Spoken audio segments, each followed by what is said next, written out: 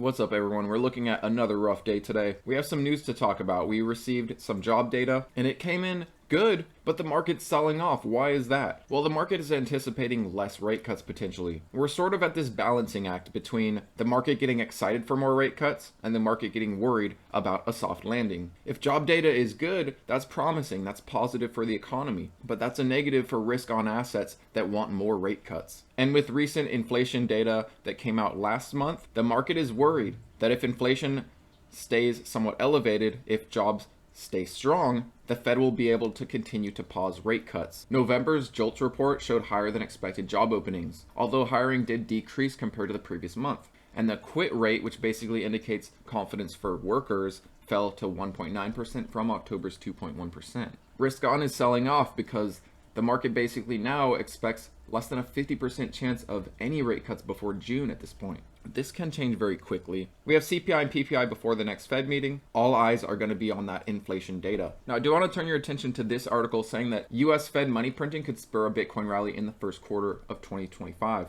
And this is by Arthur Hayes, co-founder of BitMEX. The addition of $612 billion in new liquidity to the US Treasury by March of 2025 may counterbalance any regulatory disappointment by that point. And while he says that the market will ramp up towards March because of this increased liquidity, the market will also wake up to the reality that Trump has at best 1 year to enact any policy changes on or around January 20th. This realization will lead to a vicious sell-off in crypto and other Trump equity trades. While there is likely to be positive crypto regulation, it will take some time.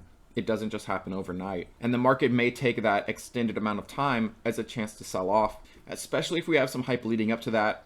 Hype leading up to the potential of new crypto regulations enacted. It isn't just going to happen right away. Now, touching on the Bitcoin ETFs, as Eric Balchunas shows, what we've seen over a week from the spot Bitcoin ETFs has been fantastic. Very dream team. Scoring spread around. When you look at the 1 week, all of these spot Bitcoin ETFs, for the most part, seen inflows.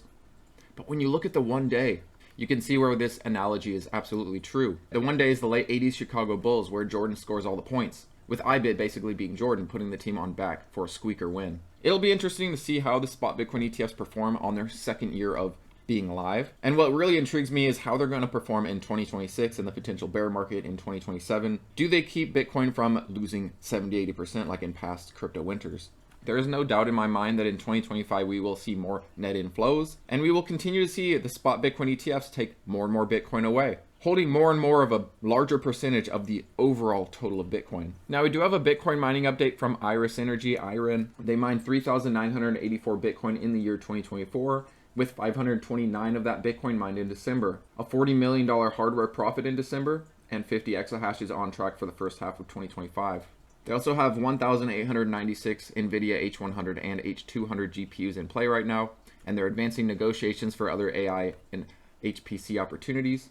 And by month end, they're operating at 510 megawatts, expecting 810 megawatts for the first half of 2025. Their 31 exahash year-end target was achieved.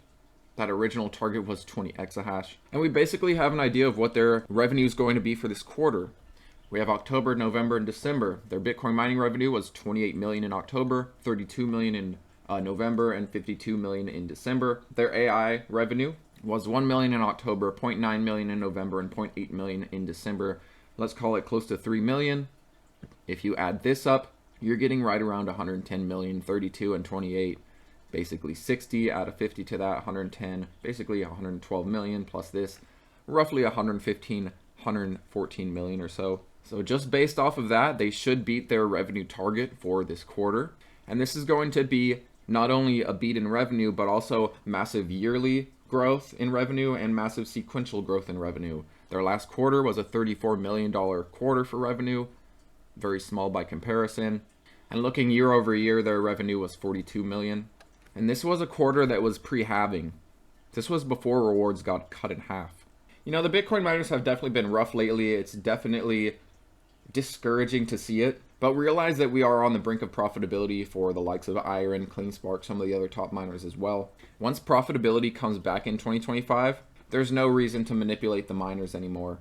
There's no reason to keep pushing them down. If they're profitable, they're bringing in money every quarter rather than burning money every quarter, rather than looking for other ways to expand, such as with dilution. Although we will see dilution, I'm sure the smartest ones will dilute in the good times. But what's really been hanging them down is the lack of profitability. It's been a couple quarters now that they've been unprofitable. The last earnings we have to go off of, let me show you. Here's basically certain quarters for Bitcoin. The check mark means that they were profitable pre-halving, the X means they weren't. Most Bitcoin miners were profitable in this quarter, unprofitable, unprofitable again, and now we are reaching a point where Bitcoin is much higher in price than these previous quarters. I do think some will see a profitable quarter thanks to Bitcoin's huge rise in price in this fourth quarter. One of the reasons many posted unprofitable quarter in Q3 is, well, one, because the halving cut rewards in half, but also because Bitcoin declined drastically in price. Bitcoin during this quarter went as low as 49K and only went as high as about $70,000. Bitcoin in Q4 never touched 49K, and for a good part of Q4 it was actually over $90,000. Oh, and also this is the point where rewards were cut in half. And not only did it cut rewards in half, but also it basically marked the decline of Bitcoin's price. So things have been rough for the Bitcoin miners in terms of earnings. Things are starting to turn around. Look at this efficiency, guys. A 15 joules per terahash fleet efficiency. This is the best in class efficiency. CleanSpark is now under 20. There's a lot of Bitcoin miners that are still over 20 joules per terahash. Lower is better. Now there is more to their Bitcoin mining update, but I think I covered what's most important. Feel free to check it out in the link down below. I do want to bring back Iren on the chart. Things look better than other charts in most cases. Iren is over its 200 MA. Iren is trying to reclaim the 50, although it did recently break under it. Basically found it as a resistance. It is a matter of reclaiming our 50 MA. It does look like we're starting to break our uptrend here. We may come down and test the 200 MA. Perhaps this roughly $10 support is sufficient. A retest may be in order. If Bitcoin keeps pulling back, coming up to the Fed meeting, Bitcoin keeps pulling back, coming up to inauguration, we could definitely see these Bitcoin miners retest some lows. It's up to you to take advantage of it before they reach profitability. I do think it's coming. When you look in hindsight, typically whenever the RSI gets to this level for Iren, it is a buying opportunity. We saw it down here at the same time and we got a little pop. That's not always the case. Sometimes it does go lower. But you know, if you're bullish on these Bitcoin miners, you take advantage while they're low and then start selling calls, trimming when we start seeing overbought RSIs. On Bitcoin, we do have a bullish divergence. This is only on the hourly. It'd be nice to see on like the 4 hour or something, but we do see the RSI bottomed out here, starting to rise, while Bitcoin's price has been coming down. This is a bullish divergence. Sorry if I said bearish. I don't remember if I said bearish or bullish, but it is a bullish divergence. RSI is picking up. Price has been declining. I think a reversal is coming. But on the downside, we do have to watch this roughly 91,005 area, 91,000. If we break this, that would be probably a big reaction to the downside. We would probably come down and test this megaphone pattern. Keep an eye on this roughly 91K. This is an important level to hold up. We have bounced off it many times. If we break it, I do think we'll have a knee-jerk reaction to the downside. Following the cycle, this could be a last buying opportunity. You don't want to be chasing Bitcoin in late 2025. These are some of the last chances to do so. And it's definitely nothing like that pullback in August that brought us down to 49K. We are not seeing that again. In hindsight, that was a fantastic buying opportunity. Hopefully you guys took advantage of Bitcoin there. Heck, even where the Bitcoin miners were concerned, buying back in August during Bitcoin's fear, during all that Mt. Gox selling that was going on, remember that? We had another announcement of a big sell, and that basically marked Bitcoin's bottom at 49K. Around that time, a lot of the Bitcoin miners bottomed out too. Not all, but most. Iren, for one, was down at like $6, $7 around that time. I don't think we are going to see these prices again until the next bear market. These are the last opportunities to buy stocks like Iren, CleanSpark, BT, any of the Bitcoin miners you like.